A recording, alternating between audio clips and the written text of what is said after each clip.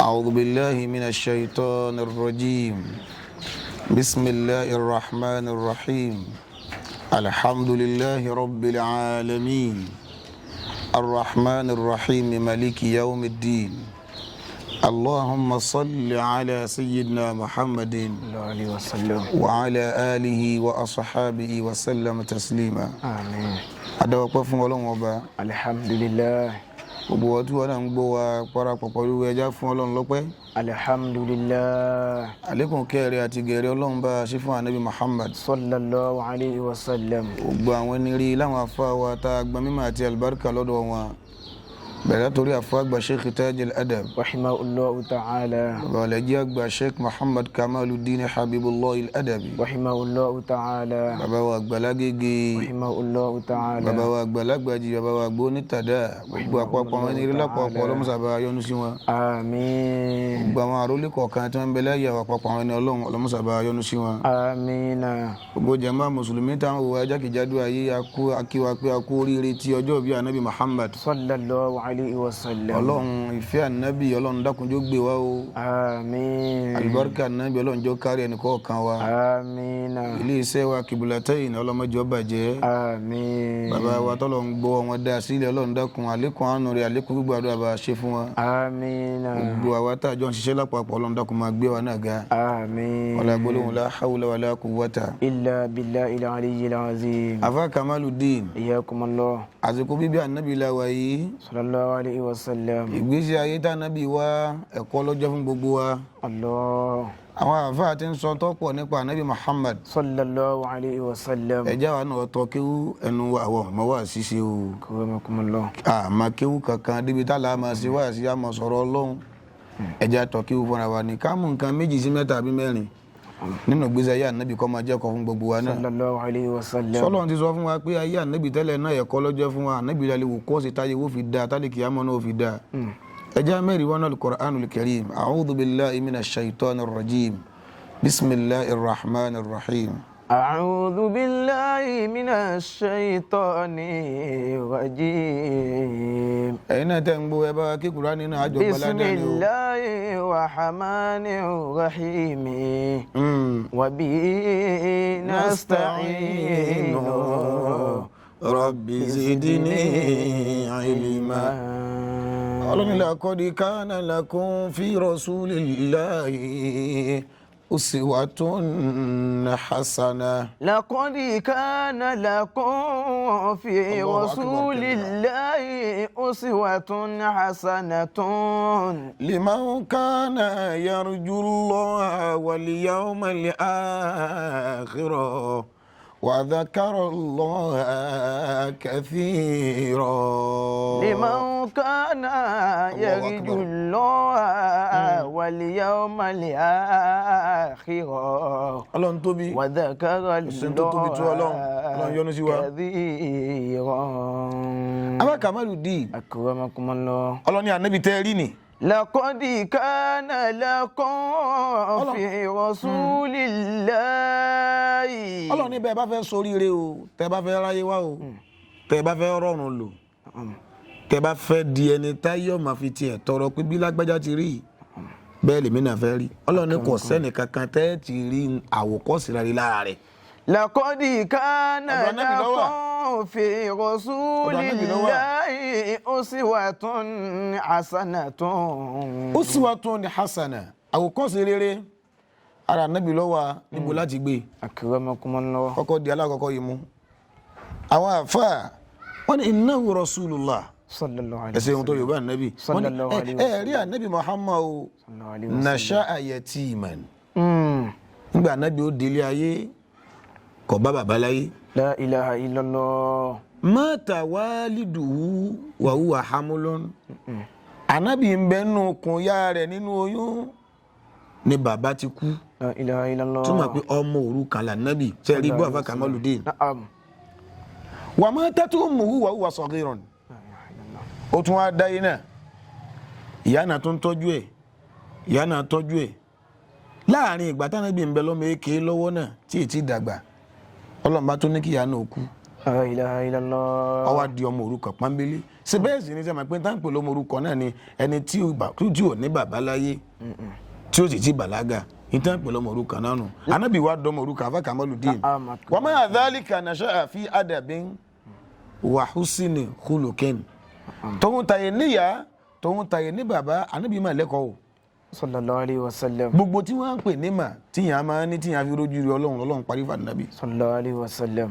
ìwà rẹ̀ ìwà dáadáa ìwà ọmọlúwàbí Ọlọ́run parí ẹ̀ fún Ànábì. laqad kana lakum fi rasulillahi uswatun hasanatun. wà búndín ànínàkọ́ ìsì gbogbo ìwàkíwà ìwà pàǹlẹ̀ ìwà jákujàku tí ọ̀dà tóun tàyè níyà ẹ̀ ní bàbá Ànábì òní ṣé èyí tí ń kó bá wọn náà nù àwọn ni kí ló dé tó fi ẹ̀yà kúya ní ó ní ìrí bàbá kan tọ́jú mi ní ìrí ìyá rẹ̀ mi ń léwé ní ìrí bàbá rẹ̀ mi ń léwé ní bàbá kan ọ̀rẹ́ mi ń lé kéwù ìrẹ́ nìkan kan rẹ̀ mi ń lé kọ́sẹ̀ lọ́wájú ẹ̀yà kúya ṣebí wọ́sẹ̀ tún ní bàbá Ànábì ò bàbá bẹ́ẹ̀ láyé Ànábì ò dàgbà sọ́wọ́ ìyá rẹ̀ ayọ̀ táwa máa yọ̀ ní sí pé bàbá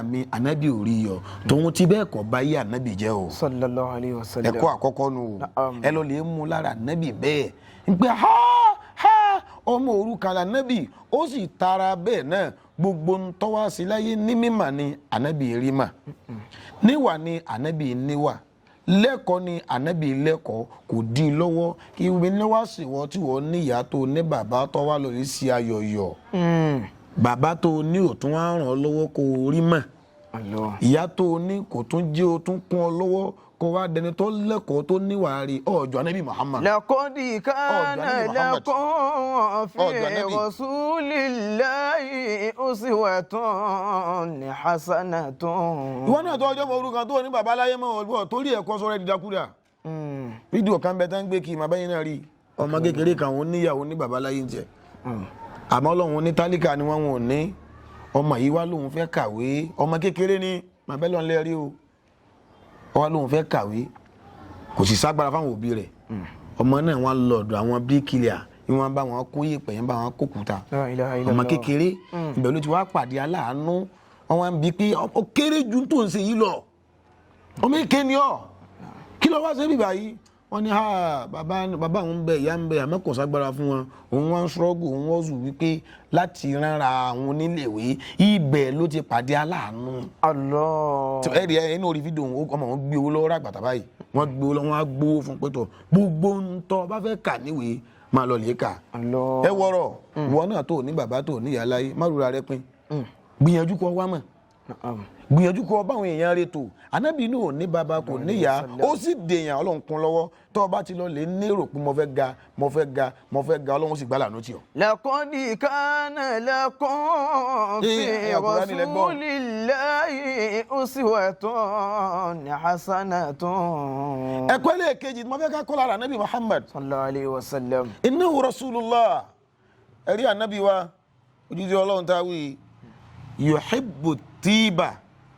Afa Kamaluddin yuhibbu tiba ọgbọ́ bẹ́ẹ̀ Ànábì nífẹ̀ẹ́ kó máa lo tùràrí tó dáa pẹ̀fúm tó dáa orí gbọ́ èèyàn ní jòkó tó Ànábì kó máa fọwọ́ lé mọ́ báyìí ìwọ náà bọ́ yẹra rẹ wò bọ́ bá lòdì àyìn fẹ́ jòkó tì ọ́ Ànábì máa mọ́ tótó wàtà fún ẹ̀hùnmí ní òrọ̀ ìhàtò tó yí bá Ànábì bá jòkó tì yàn àwọn òórùn tó dáa lẹ́ẹ̀ máa gbọ́ lára rẹ̀ sẹ́ǹtì tó dáa ìwọ̀n nìkan tó wá kọ́ o tó ọ̀rùn tó dá bá ń jáde lára àyàn ń jọ mi abọ̀ gbọ́ wọ́n yẹ libasul jamila Ànábì yẹn máa wọṣọ tó rẹwà aṣọ tó bá dáa ní ọwọ́ ó fẹ́ràn aṣọ white púpọ̀ tí white náà kọ́ ni wọ́n náà wọ̀ yìí Ànábì fẹ́ràn aṣọ white dáadáa púpọ̀ tí Ọlọ́run ní kí mi náà rí white wọ̀ aṣọ white aṣọ tá a wọ̀ lọ́wájú Ọlọ́run nù. laqad kana lakum fi rasulillahi uswatun hasanatun. akọ Ànábì jáde ẹ̀kọ́ tá a mọ̀ lára ẹnu Ànábì fẹ́ràn kó máa lo perfume tó lóòórùn tó dáa. akramakumullah. má lo perfume òkú o ẹ mọ̀ báwọn perfume gan bẹ́ẹ̀ àbábọ̀ gbọ́ bí yẹn bá lọ ní òkú mi lára ń di ìgbà yìí ni ló yín nǹkan èyí tó dáa táwọn èèyàn fẹ́ máa gbọ́ ó ní ó máa lò Ànábì a máa wọṣọ tó rẹwà aṣọ tó dáa láyè ní nánà àpà anabi tún wá pàṣẹ kìí ẹ gbọ́dọ̀ anabi Muhammad wí ni sallallahu alayhi wa sallam. yorùbá anabi Muhammad fún mi ni. laqad kana lakum fi rasulillahi uswatun hasanatun. anabi Muhammad sallallahu alayhi wa sallam anabi ni inna Allaha jamilun. anabi ni ọba tẹ̀rí ni o ọba kan ṣoṣo ni jamilun ọba tó rẹwà ni o yuhibbul jamala Ọlọ́run fẹ́ràn gbogbo ntọ́ bá rẹwà. tó bá ló ṣe súnà alùsúnà ní mí ò gbọ́dọ̀ máa rìnrìn ọ̀bùn gbọ́dọ̀ mọ́ tótó kọ́ mọ́ nínú ilé kọ́ mọ́ lára kọ́ mọ́ níta. akramakumullah. afa Kamaludin èyí kan náà nẹ́bí eégún sọ̀bọ̀lọ̀.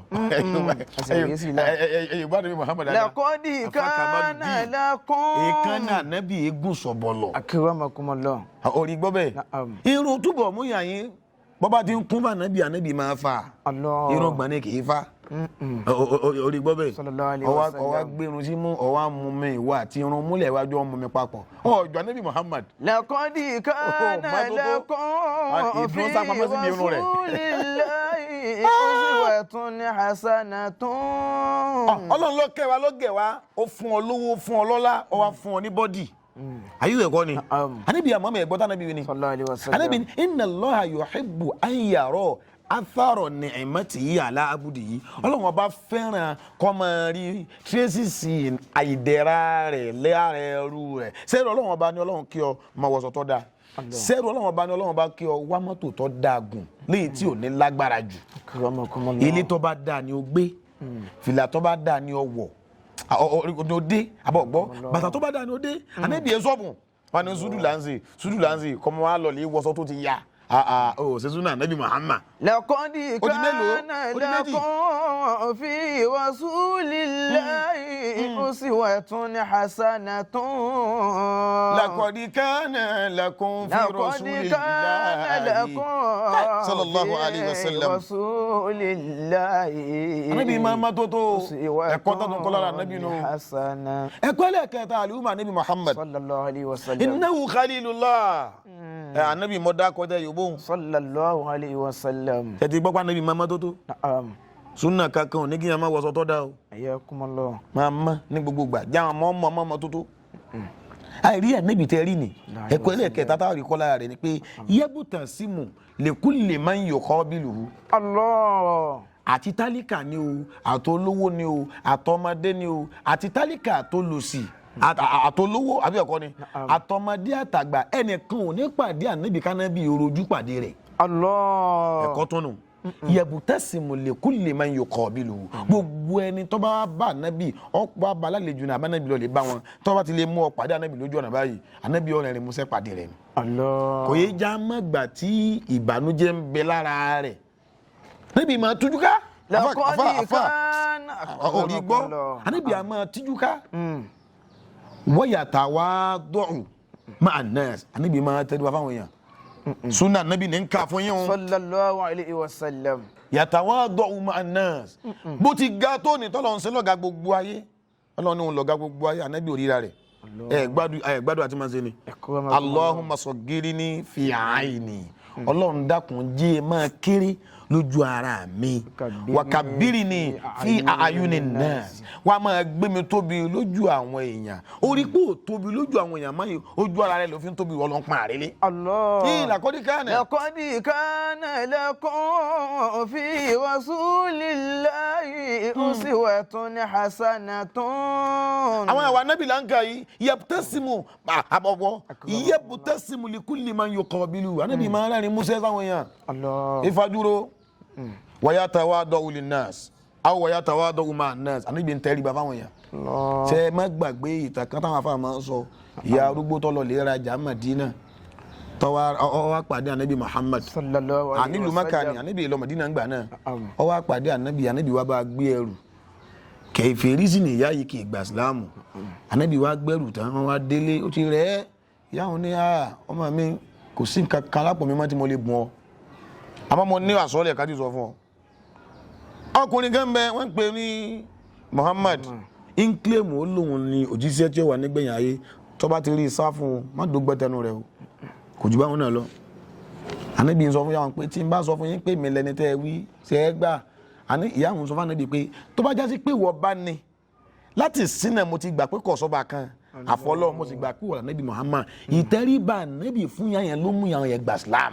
Allah. ìtẹríba anabi sallallahu alayhi wa sallam yatawadu ma'an nas anabi máa rẹra rẹ̀ lẹ̀ fáwọn ènìyàn tó bá rẹni tó jọ jákẹgbẹ́ anabi yóò tẹríba fún tó bá rẹni tó jù lọ yóò tẹríba fún tó bá rẹni tó tó anabi yóò tẹríba fún kí ló tí ì ní ní mà tẹnìkan kan ọjọ́ lójúmọ́ ọwá ní wàhálà sunna salamu alaykum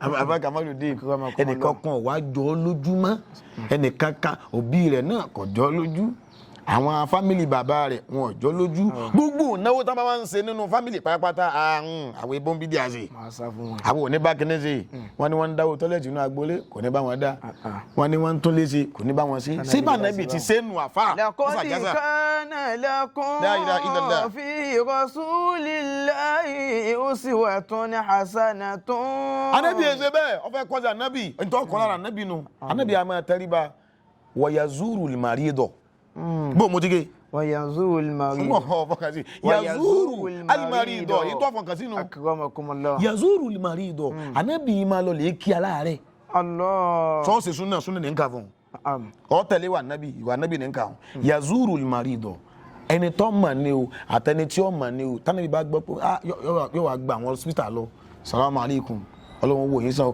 wọ́yẹ́ di ọ̀hún lẹ́wọ̀ yóò wá ṣàdúrà fún Allah ọmọ rí ni o kò mọ rí sọ́ọ̀ máa ń ṣe bẹ́ẹ̀ ìjọ iye ọjọ́ kan lẹ̀ tọ́ máa lọ lè fíṣítì àwọn aláìsàn lọ́sípítà ibẹ̀ ló ti mọ irú oore tọ́lọ́run ṣe fún ọ ṣe bọ́ ọ̀nbanújẹ́ pọ̀ lọ́wọ́ ọ̀kọ́lé ọ̀nbanújẹ́ pọ̀ ọ̀rá mọ́tò ọ̀nbanújẹ́ pọ̀ lówó ọ̀nbanújẹ́ pọ̀ lọ́lá ipò tó lé tọ́wọ́ rẹ̀ ọba ọ̀nbanújẹ́ àwọn kan nípò àmọ́ wọ́n lo ipò wọn pẹ̀lú àìsàn ni. La ilaha illallah. àwọn kan bí apá tọ́lọ́run fún wọn kan lápá àwọn kan lẹ́sẹ̀ àwọn kan lójú báyìí ó ti fọ́ wọn ò rí náà àníbi máa lọ lè bí àwọn aláìsàn wò wáyé di òun láwù yóò tún wá ṣàdúrà fún wọn yóò lóun wò yín sàn ẹ má já kan ẹ má rora yín pín ànábì ó ṣàdúrà fún wọn ní irú ẹ̀kọ́ bẹ̀ lárí ara ànábì Muhammad sallallahu alaihi wasallam kódà bí èsè mùsùlùmí àálọ lè bí aláàárẹ̀ àálọ lè bẹ̀ wò yahudi kan jọ ń gbé pẹ̀lú ànábì Muhammad ládùúgbò sallallahu alaihi wasallam ọmọ rẹ̀ wá fẹ́ràn ànábì púpọ̀ ìmọ̀ wá wà ànábì wa ọmọ kékeré ànábì wa ọjọ́ méjì ànábì wa gbúrò rẹ̀ ànábì wa wá sí wádìí ọmọ yìí ń kọ́ ọba délé wọn nígbà tó délé wọn lọ́rẹ̀ ni ànábì wa ṣàdúrà fún ìgbà tó tún padà wọn jọ́ kejì ọwọ́ abọ́mọ yìí kọ̀ǹdíṣàn tó bá ọba ní bá pé ń pọ̀ kàkú lọ́wọ́. Allah.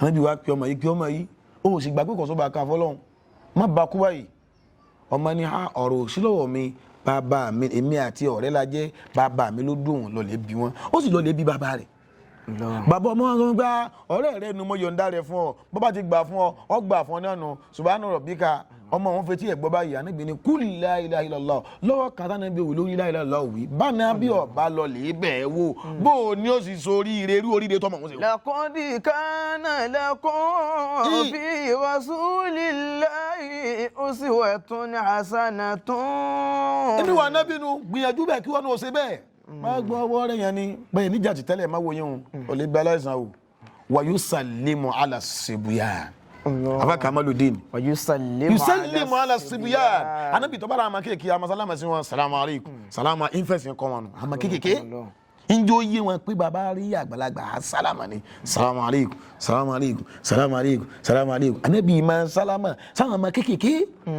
àmọ́ kékèké afa kamaludin kódà àwọn àfa àwọn ojú wa bẹ́ẹ̀ nù tíra wọ́n ní wà kánà nàbí sallallahu alayhi wa sallam ìyẹ̀sìmáwù bùká àsọ̀bẹ̀ yìí anábì àmà kírun lọ́njọ́ mi yóò wá gbọ́ wọn ọmọ kékeré tí ń sunkún àbọ̀gbọ́ fàyẹ̀sìrà òfin sọ̀láàt ibi tó ti ní ìmọ̀ tó ti láníyàn pé mo fẹ́ kírun ẹ mo fẹ́ kọ́ pẹ́ tẹ́lẹ̀ kéwù mo fẹ́ kó gùn tẹ́lẹ̀ nítorí ohun ọmọ kékeré tó gbọ́ pé ń sunkún yé sàrà ò fi sọ̀láàt ànábì ó wá yára kírun. súrà tó fẹ́ gùn tẹ́lẹ̀ kò ní jó gùn mọ́ yóò wá ṣọ́ọ̀tì ẹ̀ yóò wá kẹ́ ní kékeré nítorí kíni makhafata antafutatana ummahu nítorí àbọ̀gbọ́ antafutatana ummahu nítorí kọ́mọ wọn mọ̀ bá fi máa kó dààmú bá ìyá rẹ̀ níbi ìfẹ́ tànàbì ní sọmọ kékèké ìwọ náà bíra rẹ̀ wò tó lọ́run ṣe súnà Nabi Muhammad sallallahu alaihi wasallam ọmọ kékeré yìí sí ọ òye alẹ́gbà èyí sí ọ olú àwọn ọmọ wa gbúrò bọ́ bá ti hànú mọ́tò bàbá ti dé o bàbá ti dé wọn sá lọ nù tẹ̀lé Ànábì Muhammad. لقد كان Ànábì Muhammad. لكم في رسول الله أسوة حسنة. Ànábì sallallahu alaihi wasallam yusallimu fi ala sibyan. Ànábì máa ń sálámà sáà máa kéèké àmọ́ kún ọmọra àmọ́ kéèké bí wọ́n bá rà Ànábì wọn gbádùn.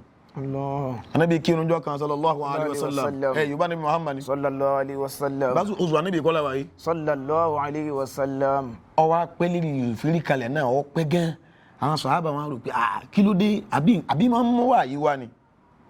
Nígbà wọn sálámà tán Ànábì jókòó tán sálámà tán ọ̀kan náà sàhábà wa náwó pé ya Rasulullah ẹ̀yìn pé tó báyìí ṣe ìgbà wà yìí náà Ànábì ní ìgbà wà yìí o Hasan àti Hussein ọ̀ka Hasan àwọn ni wọ́n gùn mí lérí mọ́lẹ̀ ọmọ rẹ̀ tó sọmọ Fatima ọmọ Sayyidina Ali wọ́n gùn mí lérí mọ́lẹ̀ ni ìwà fẹ́ gbérí dìde eré tí ń ṣe lára mi òun ìfẹ́ kọjá sí pé kí n játàn mọ́ rẹ̀ lára mi ẹ̀wù bí Ànábì fẹ́ràn ọmọ kékeré nínú tá a fi kọ́sí Ànábì Muhammadu wọ́n bàbá gidi tó jáde tó lòdì ọ̀n darí bọ̀ bó ṣe lè wọ́ ọmọ mú nǹkan àbọ̀ fáwọn ọmọ kékeré báwọn ọmọ wọn bá rí ọ wọ́n mọ̀ máa yàn pé ò sílé.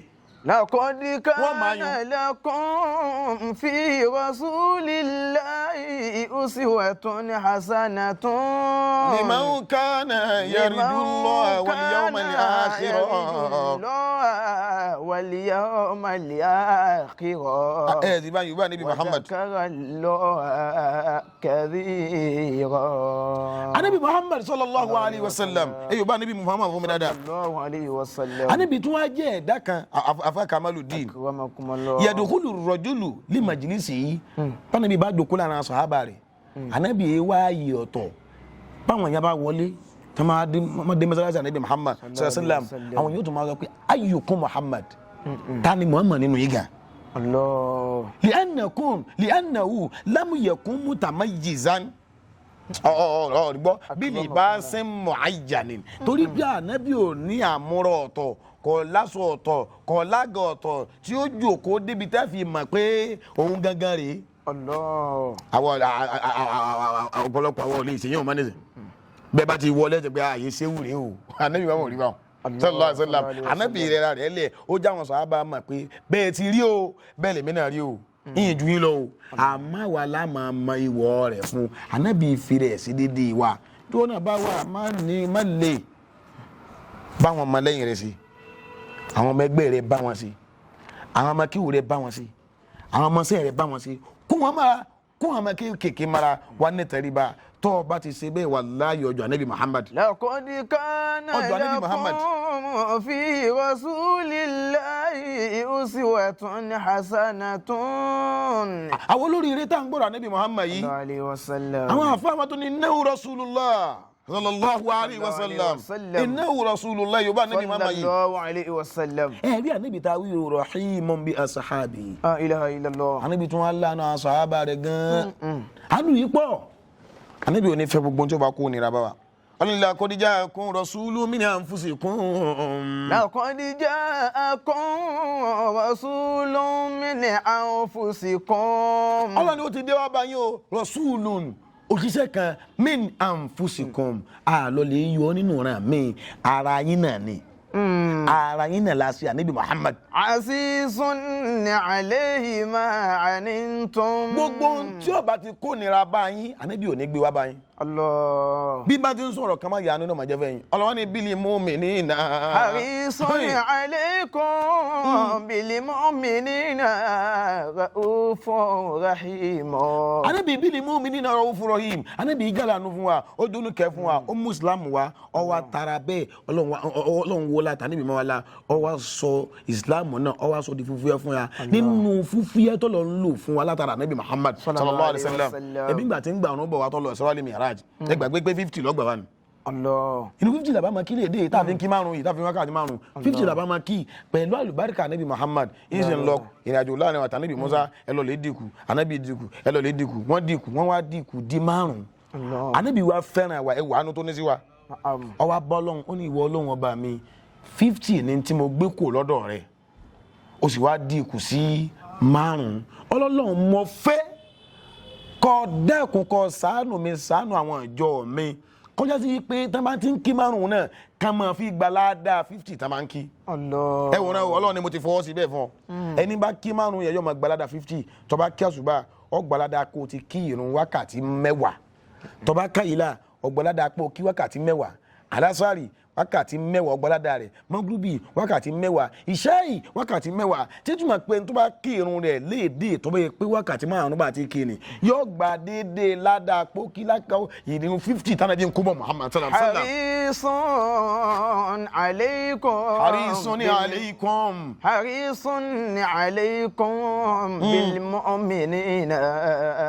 Ra'ufun rahim. Ànábì láàánú wa ó láàánú débi pé ó tún láàánú àwọn nǹkan bọ́rọ̀ gidi Ànábì láàánú dábà nígbà tí Ànábì Muhammad sallallahu alaihi wasallam tán kọ́ bẹ̀rẹ̀ sí ní kí jímà àlèjísíù igi tá máa rẹ́gi táwọn àwọn igi àwọn tó máa ayùn tó máa rẹ́gi òun igi kan Ànábì máa ń dó lórí ẹ̀ yóò wá ṣe kútúbà lórí ẹ̀.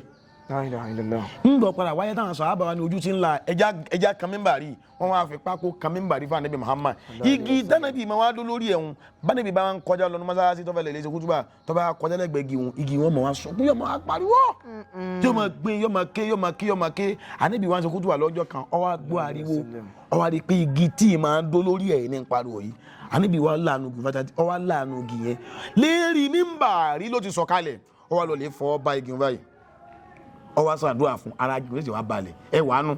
Allah. ẹ wàánu lára Ànábì Muhammad. Harisun alaykum bil mu'minina ra'ufun rahim. ní parí afa Kamaluddin Ànábì sallallahu alaihi wasallam hayatuhu kulluha fi da'wati ila Allah azza wa jalla ìdáfi parí nu gbogbo ntànàbí lò láyé pápátá fi pèpè sọ́dọ̀ Ọlọ́run.